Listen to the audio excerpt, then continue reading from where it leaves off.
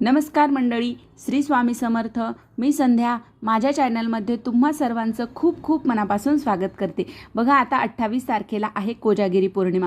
तर या पौर्णिमेला चंद्रग्रहण आलेलं आहे. तर आपण प्रत्येक पौर्णिमेला भगवान इंद्र, माता लक्ष्मी, कुबेर यांची आपण यांची पूजा करत असतो, त्यांची सेवा करत असतो. आता ग्रहण आलेलं असल्यामुळे आपण त्यांची सेवा करायची का, केली तर ती सेवा कशी करायची, त्याचबरोबर पूजा मांडणी कशी करायची, त्याचबरोबर सर्वात महत्त्वाचं म्हणजे या दिवशी आपण दूध आटवून चंद्राला नैवेद्य दाखवत असतो. तर तो नैवेद्य दाखवायचा का, दाखवलेला जर आपण नैवेद्य दाखवला तर तो नैवेद्य आपण ग्रहण करायचा का, ही सर्व माहिती आज आपण या व्हिडिओमध्ये पाहणार आहोत. त्यामुळे व्हिडिओ अगदी शेवटपर्यंत पहा आणि जर तुम्ही माझ्या चॅनलवरती नवीन असाल तर माझ्या चॅनलला सबस्क्राईब करा. तर बघा, आता 28 तारखेला आहे कोजागिरी पौर्णिमा. तर आपण कोजागिरी पौर्णिमेला काय करतो, रात्री 12 वाजेपर्यंत जागरण करतो, दूध आटवतो, ते चंद्राखाली ठेवतो व नंतर आपण ते प्राशन करत असतो, पीत असतो. तर बघा, आता कोजागिरी पौर्णिमेला कोजागिरीच का म्हटलं जातं माहिती आहे का तुम्हाला? बघा, कोजागिरी म्हणजे कोजागरती, म्हणजे कोण जागरण करत आहे का. या पौर्णिमेच्या रात्री देवांचे राजा इंद्र हे पृथ्वी तलावर भ्रमण करत असतात आणि जो कोणी पूजा करत आहे किंवा पूजा करत नाही हे ते पाहत असतात आणि वारंवार ते देव म्हणत असतात को जागरती, असे ते विचारत असतात. यावरून हे नाव रूढ झालेलं आहे की को जागरतीवरून कोजागिरी असं म्हटलं जातं. म्हणून या रात्री आपल्याला जागरण करायचं असतं. बघा, या रात्री भगवान इंद्र, माता लक्ष्मी, कुबेर, चंद्र हे सर्व पृथ्वी तलावर भ्रमण करत असतात. म्हणून जो कोणी रात्री त्यांची सेवा करतो, त्यांचं उपासना करत आहे हे ते पाहत असतात आणि जो कोणी त्यांची सेवा करतो त्यांना ते कृपा आशीर्वाद देत असतात. त्यांच्या आयुष्यामध्ये ते कशाचीच कमी पडू देत नाहीत. सुख, समृद्धी, पैसा, आयु, आरोग्य हे सर्व त्यांना मिळत असतं. त्याचबरोबर त्यांच्या मनातील सर्व इच्छा देखील पूर्ण होत असतात. म्हणून आपल्याला या कोजागिरी पौर्णिमेला ही चंद्रग्रहण जरी असलं तरी सुद्धा आपल्याला त्यांची पूजा, त्यांची उपासना करायची आहे.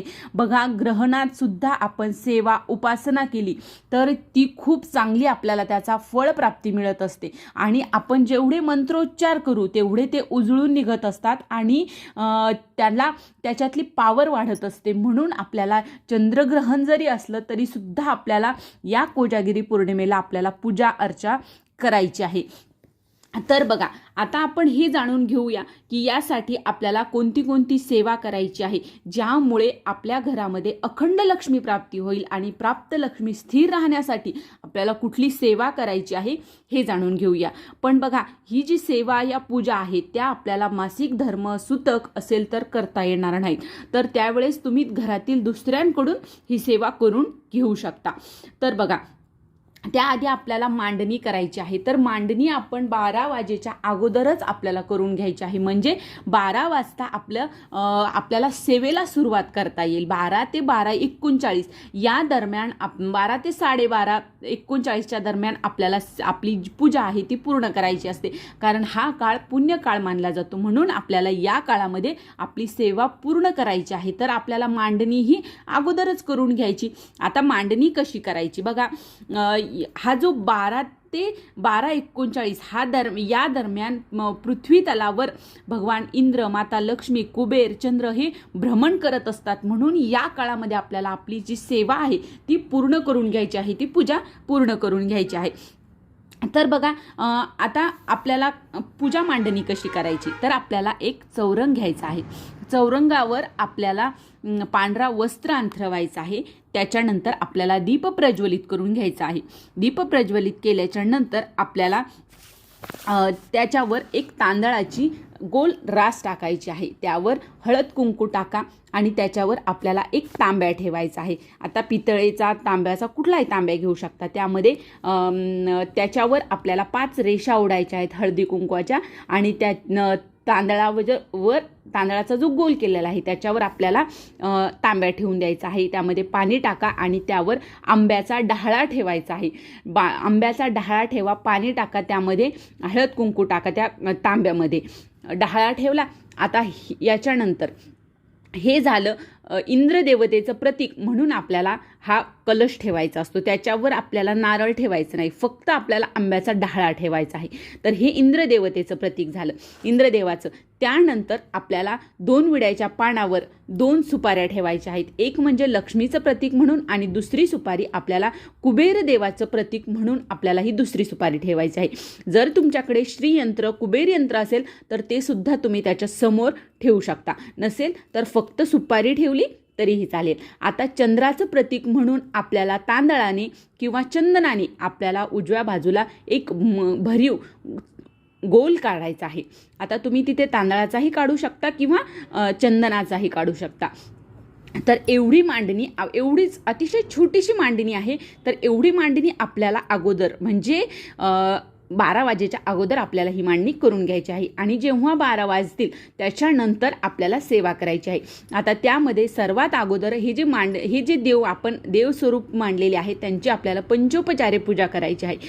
हळद, कुंकू, अक्षदा, चंदन, धूप, दीप दाखवायचा आहे आणि दूध साखरेचा आपल्याला नैवेद्य दाखवायचा आहे. बघा आता ग्रहण आलेलं आहे, तर आता ग्रहणात आपण कुठलीही गोष्ट आपण खात पित नाहीत किंवा आपल्याला दुसऱ्या गोष्टी करता येणार नाही. तर त्यामुळे आपण फक्त दूध साखरेचा नैवेद्य दाखवायचा आहे देवाला आणि आपल्याला पूजा करायची आहे. आता नैवेद्य दाखवल्याच्या नंतर त्याआधीच आपल्याला त्यामध्ये तुळशीपत्र टाकायचं आहे नैवेद्यामध्ये. तर हे तुळशीपत्र आपल्याला 4 वाजेच्या आतमध्येच तोडून घ्यायचं आहे, नंतर आपल्याला तोडायचं नाही. कारण आपण ग्रहण सुरू होणार आहे, तर त्याआधीच आपल्याला आपल्या घरामध्ये असलेल्या बऱ्याचशा गोष्टी आहेत ज्यामध्ये आपण पाणी, दूध, दही, तूप यामध्ये आपण तुळशीपत्र टाकत असतो. त्यामुळे अगोदरच आपल्याला तुळशीपत्र तोडून घ्यायचं आहे. आता ज्या वेळेस आपण नैवेद्य दाखवू तेव्हा आपल्याला एक मंत्र म्हणायचा आहे, जो तुम्हाला वरती स्क्रीनवर दिसतच असेल. हा नैवेद्य दाखवल्याच्या नंतर हा मंत्र घरातील सर्वांनी म्हणायचा आहे.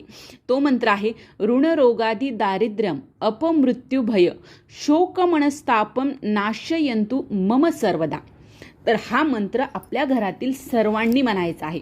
आता त्याच्यानंतर नैवेद्य दाखवला. आता नैवेद्य दाखवल्याच्या नंतर आपल्याला काही सेवा करायच्या आहेत. या सेवेमुळे आपल्या घरामध्ये, जर या सेवा आपण कोजागिरी पौर्णिमेला केला तर आपल्या घरामध्ये अखंड लक्ष्मी प्राप्ती राहते आणि प्राप्त लक्ष्मी आपल्या घरामध्ये स्थिर राहते. आता कुठल्या आहेत त्या सेवा?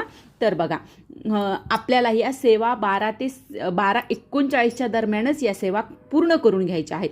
तर बघा, आपल्याला 11 माळी श्री स्वामी समर्थ या मंत्राचा जप करायचा आहे. 11 माळी. 1 माळ आपल्याला लक्ष्मी गायत्री मंत्र करायची आहे.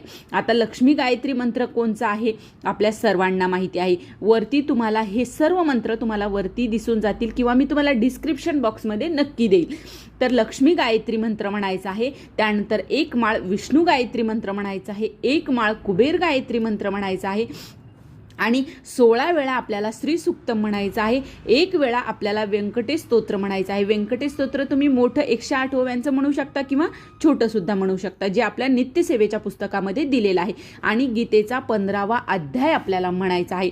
तर एवढी सेवा आपल्याला या दिवशी जर तुम्ही केली तर तुमच्या घरामध्ये अखंड लक्ष्मी प्राप्ती होईल आणि तुम्हाला कुठल्याही प्रकारची तुम्हाला कमतरता, घरामध्ये कधीच पैशाची कमतरता भासणार नाही. अतिशय प्रभावशाली ही सेवा आहे, सर्वांनी करायची आहे. तर बघा, या ज्या सर्व सेवा आहेत, या ज्या माळी आहेत, समजा विष्णू गायत्री, लक्ष्मी गायत्री, हे मंत्र आपल्या नित्यसेवेमध्ये दिसणं आहेत. तुम्हाला ते नित्यसेवेमध्ये सर्व मिळून जातील, नाहीतर मी डिस्क्रिप्शन बॉक्समध्ये नक्की तुम्हाला देईन, तुम्ही तिथे बघा. हे झाल्याच्या नंतर आपल्याला आरती करायची आहे.